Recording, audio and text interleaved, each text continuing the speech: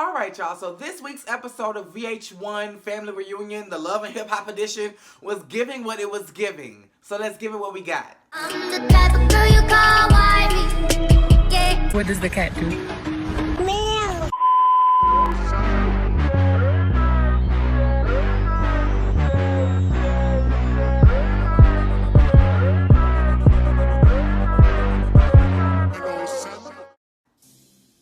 Alright, so this episode picks up, no, not where the last one left off. This is the next day. So Mimi is sitting down with Jonathan and Sin and is like, please stay. You guys think about the bigger picture. You gotta, she namaste now. So she was like, please, think of the bigger picture.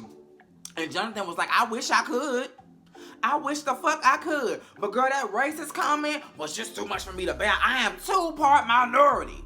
I am not only gay, but I am full blood body equal, bitch. And I don't know what he was getting at. I mean, I get it, but at the same time, I personally feel like he was making a bigger deal out of the situation. Like, if they would have had a conversation outside, I think, I don't know.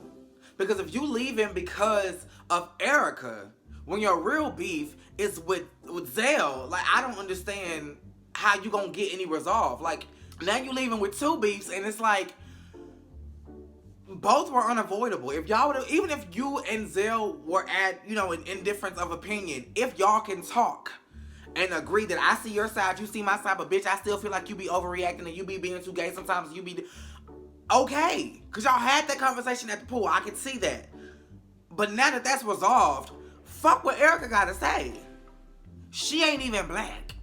And Mimi, I get that you want Jonathan to talk to Erica, but I think this would be a learning lesson for the entire group. So I feel like at the bonfire, he should have addressed it then. So that way, everybody could have been abreast to, okay, this is how you're supposed to talk in a situation like this. And if you ain't black, stop trying to stand on the shoulders of the oppression of black people. Because it ain't gonna work, bitch. Safari and Joel Santana, they was in the gym, wasn't really doing much.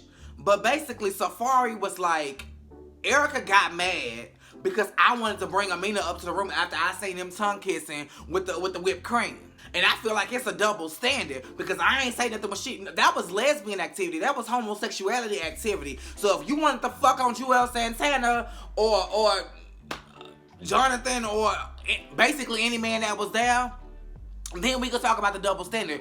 You want to do... I get the double standard. I do get it because even if we were talking about that, Erica would be looking at Safari like, so you want to do some gay shit? Okay. So you're gay and we're not going to be in a relationship anymore because I can't do...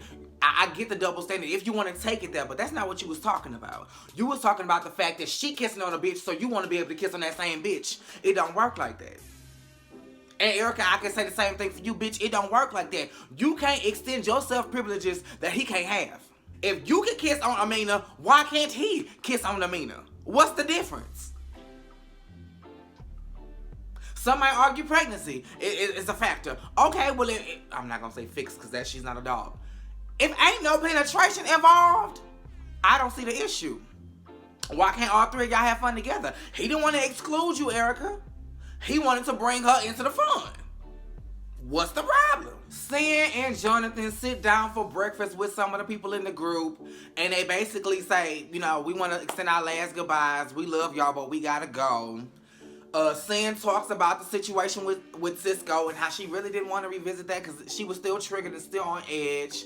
Jonathan talks about the racist comment, and Mimi reiterates, I think you should talk to Erica. In that moment, the fact that y'all keep, giving yourselves, how can I put this?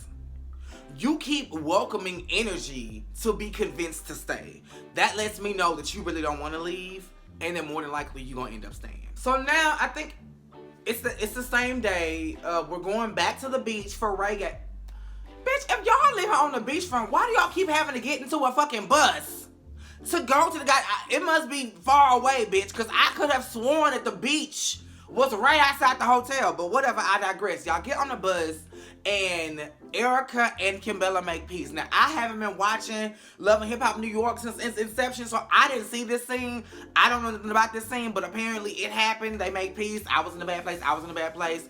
And Erica was like, that's all who I'm apologizing to on this trip. And my thing is, what's the big deal? If you can apologize to Camilla because you went in that headspace, obviously you can apologize to Sam because you're no longer a lesbian woman. Well, I don't know, because girl, you was all up in the meaning face.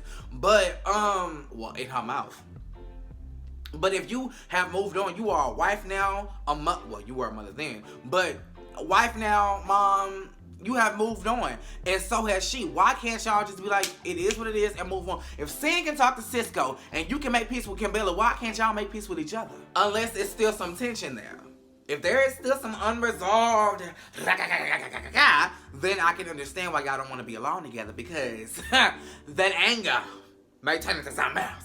So we get to the reggae beach thing, and Shekinah doing her Shekinah thing. Erica, what the fuck going on between you and Safari? As if it's your business. As if it's your business. And then you have Richie Dollars and Cisco. Rich knocking drinks out of Cisco's hand. Too many drinks for you, that's enough. You know, what's going on with you? Your mind ain't right, boy. I told you last night was at the time and place, and here you are drinking again. You need to resolve what's going on internally. Then they fly some kites, because that's supposed to make you closer to Jesus. And, did y'all bless the food while y'all talking about Jesus? And then Safari performed. You might as well have asked Santana to come back up on stage, because, bitch, that's how much we care about you being on stage. And speaking of bullshit, Rich, when did you become Jamaican? Richie Dollars, when did you... So they get back to the hotel, and Stevie J is in the pool. Everybody's speaking to Stevie. And then I think Shekinah was like, you gonna apologize to Mimi? As if he ain't apologized hundreds of times. But it just came out of nowhere. Like, good to see you, Stevie. Apologize to Mimi for all the shit you put her through throughout the years. And it was just like, can a nigga get out the pool? So he apologizes. Everybody chiming in, and he like, I got this. He apologizes. And Mimi is like, okay, I accept your apology, but all I really want is the follow through.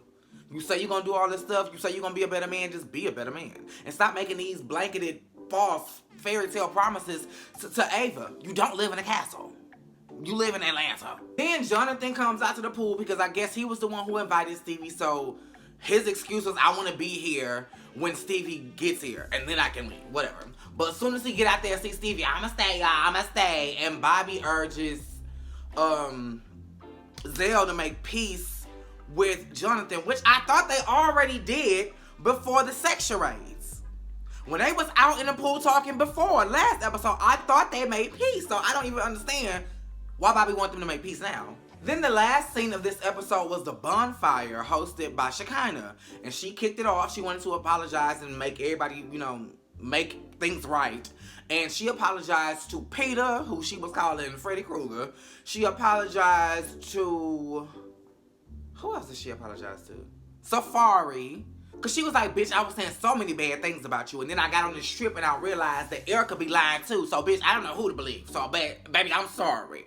Then she got on Cisco. She laid all that whole situation out between him and Sin and was like, I'm sorry. I don't know why she apologized, because, bitch, we're all entitled to feel how we feel about Cisco in this situation. And then Zell, it was his turn to apologize. I thought he was going to apologize to Jonathan for the whole situation. He said, fuck that. He apologized to Mimi because his entrance into this industry was by way of being Mimi's stylist. He blew up. He did something. I think Mimi made a disparaging comment about one of his clients, and then he went the fuck off on Mimi, and that was the end of their working and personal relationship. So they made peace. He got a little emotional. That was that. Then it was Sin's turn, and she got up and she apologized to the group for her attitude the night before. She was like, when I came down from the rooftop, I was on edge. I was triggered from the conversation I had just had, and then when y'all came in talking about, what y'all talking about, bitch, I was on edge and I wasn't trying to hear for y'all. So while she's trying to apologize, Erica pops up. Erica is super late. I'm tired. So she is super late. And Shekinah's like, you need to leave, bitch. You are late to my event, bitch, and I don't want you here. But since you here and the cameras is watching, go ahead and sit down. And it was weird how she bombed Sin's apology, which made it really, you know how it's awkward when, like, you're having your moment and then things happen and then they try to put the focus back on you, but it's just like, bitch, it's over. I'm over it. Like, we've all had one of those moments where it's just like the moment is gone. And then Shekinah passed around these beautiful red papers and they wrote manifestations on them, and then they burned them in the bonfire, and they kind of went up into cinders, and it was really beautiful. And then the episode ended with Shekinah saying, Erica and Sin, if something happened to the other, y'all wouldn't be happy with how things left off and how things are now, so make peace. And they was just like, girl, I don't know. And that's how the episode ended. I don't know if they're eventually going to make peace or not, but I would love to see it. I would love to see it. But that's what this episode gave. It gave what it gave, so I gave it what I had. Make sure you are liking, commenting, subscribing, and that the notifications are on. Same place, same time.